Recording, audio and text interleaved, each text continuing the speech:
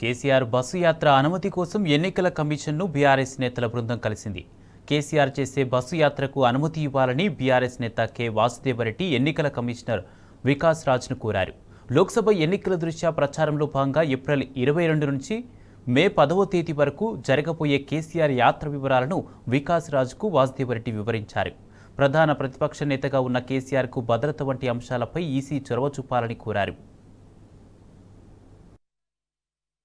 BRS party అధ్యక్షులు గౌరవనీయులు కల్వకుంట్ల చంద్రశేఖరరావు గారి యాత్రకు సంబంధించి వారి యొక్క షెడ్యూల్ను కూడా మరి ఎన్నికల కమిషనర్ గారికి ఇచ్చి ఆ వివరాలను వారికి చెప్పడం జరిగింది.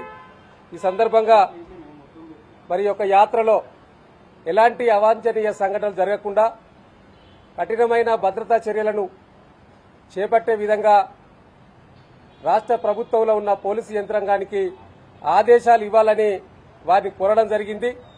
ఎందుకంటే ఎన్నికల దృష్ట్యా మరి రాష్ట్రంలో ఉన్న అధికారులంతా కూడా ఎన్నికల కమిషన్ కంట్రోల్లో పనిచేస్తారు కాబట్టి వారికి ప్రత్యేకంగా విన్నపించుకోవడం జరిగింది.